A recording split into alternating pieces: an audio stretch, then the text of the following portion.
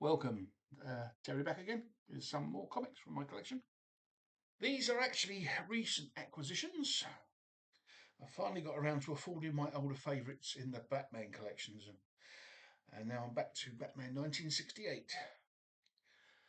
Please give a thumbs up, all the usual good stuff, if you wouldn't mind. Well, we start with an 80-page giant with a cover date of February 1968, with a plethora of cover artists. Namely Carmine Infantino, Bob Kane, Charles Paris, Jack Adler, and Gaspar Saladino. As seen on the cover, this is a special all-villain issue. But it starts with a story from Batman number 47 from July 1948. It's a retelling of Batman's origin, written by Bill Finger.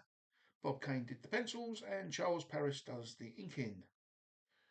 Then we have Catwoman from Detective 211, September 1954, in The Jungle Cat Queen. Written by Edmund Hamilton, pencils by Dick Sprang, inks by Charles Paris. Then we have the first and only appearance of the Spinner from Batman 129, February 1960. It's another Bill Finger tale with pencils by Sheldon Moldoff and yet again Charles Paris doing the inking. Also in this issue is a complete Sunday newspaper syndicated story, originally published from February-March 1946. This story featured the Penguin. This is where the Penguin's name was revealed, Oswald Chesterfield Cobblepot. It was written by Alan Schwartz, pencils by Jack Burnley, and the inks by Charles Paris. Then the next story comes from World's Finest number 61, November 1952. And we have a story titled The Crimes of Batman, featuring the Joker, written by David Verne Reed, pencils by Bob Kane, Lou Sayer Schwartz, with the pencils as well, inks by Charles Paris. And it's another first and only appearance of a villain with the Menace of the False Face from Batman 113, February 1958. Story by Bill Finger, pencils by Sheldon Moldoff, and inks by Charles Paris. And the last tale features yet another once only villain, the Gong.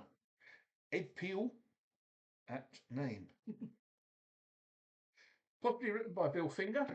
He does say unwritten, unknown, I should say. And the title, The Bandit of the Bells, originally in Batman number 55, October 1949. And the pencils by Bob Kane, and the pencils and inks also by Charles Paris.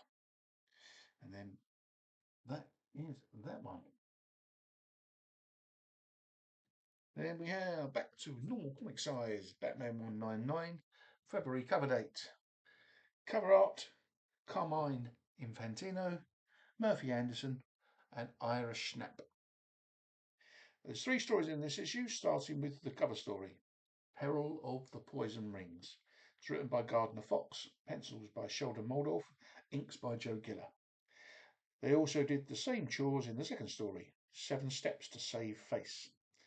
And lastly, a solo Robin tale called Operation Escape.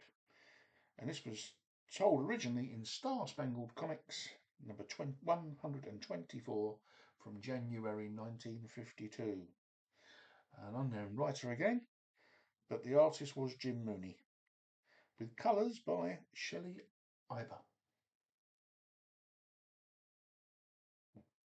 Now we have an anniversary issue, number 200, March cover date. And we have Neil Adams and Irish Snap doing the cover. The rundown of the covers on the cover are Batman number 1, number 31, number 8, number 16, number 47, number 67, number 156, number 44, and number 180. My friend, the Grey Man's favourite Batman cover, so he tells us in one of his recent videos. This story features the Scarecrow and is called The Man Who Radiated Fear. This is the first time his fear toxin has been in the form of pills. It was written by Mike Friedrich, pencils by Chick Stone, and inks by Joe Giller. This issue, I read, teething, as per usual. This issue also contains a reprinting of the first page of Batman's first appearance in Detective Comics number 27, as if you didn't know, from May 1939. Then, number 201, May cover date. Cover art by Irv Novick and Gaspar Saladino. Story title is Batman's Gangland Guardians. Written by Gardner Fox. Pencils by Chick Stone and Joe Shuster. And the inks by Joe Geller. Joe Shuster, I mentioned, there is best known for designing the character of Martian Manhunter. There you go. Then we have number 202, June cover date.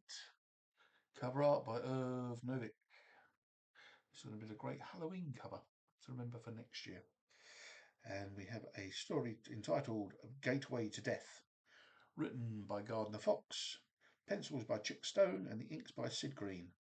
And we have a Robin solo story, Menace of the Motorcycle Marauders, by Michael Friedrich, Chick Stone pencils, and Joe Geller inks.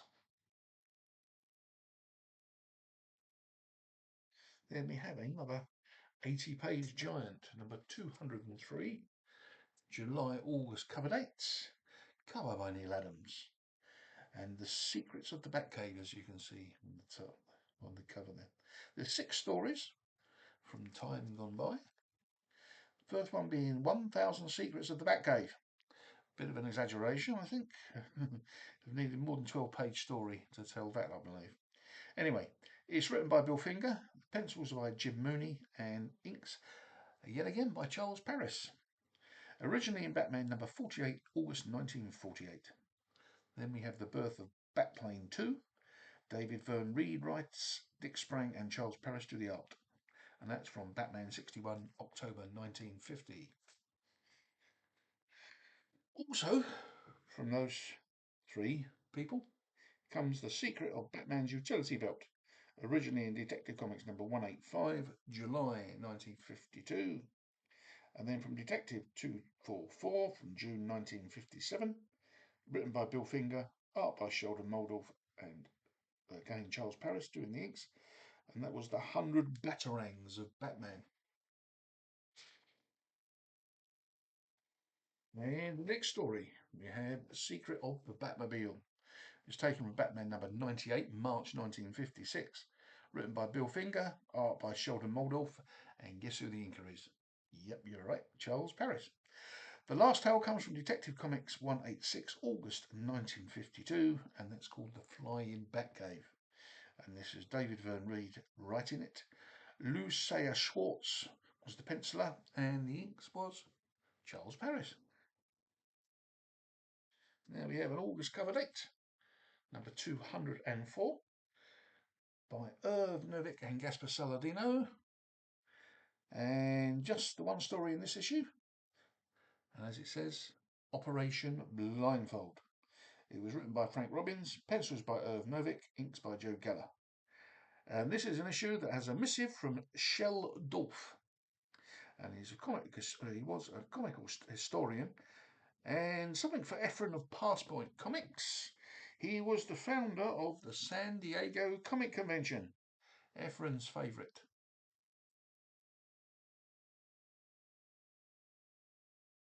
Then we come into the last 3 issues, you'll be pleased to know. Batman 205. And this continues from the last issue. Again, Irv Novick did the cover. September 68, obviously the cover date. And the story is called Blind as a Bat. It's by the same team, Frank Robbins, Irv Novick, and Joe Geller. And again, the trivia is from... Excuse me, just had a visitor. As I said, by the same team, Frank Robbins, Irv Novick, and Joe Geller. And the trivia is from the letters page. A missive from Mark Evania, whose first DC book was a story written with Jack Kirby in the House of Secrets, number 92, July 1971. One of those expensive first appearance books, as we know. And then we have Batman 206, November 1968. And again, an Irv Novick cover. And as it says, Batman walks the last mile. And Frank Robin Blatz, Irv Novick pencils, Joe Geller inks. And there's no one special in this Les page, just for a change. And last, but certainly not least, we have issue 207, December cover date. And we have another cover by Irv Novick. And the title is The Doomsday Ball. And it's got the usual team of Frank Robbins, Irv Novick and Joe Geller. And the trivia for this issue, the cover art resembles the cover art of Batman number 166. It's probably a tribute to the current, what was he called? Editorial director at the time. And he was Carmine Infantino. And he was the creator of the 166 cover. Also in that old mail bag were letters from future comic professionals, a 15-year-old Fred Hembeck and a 16-year-old Klaus Janssen. Well, that's it for 68. I hope you enjoyed that. Please give a thumbs up, make a comment, even if it's why. Subscribe, it's there as that as well. Subscribe if you haven't already, and that would be much appreciated. We'll see you in the next one. Thank you for watching.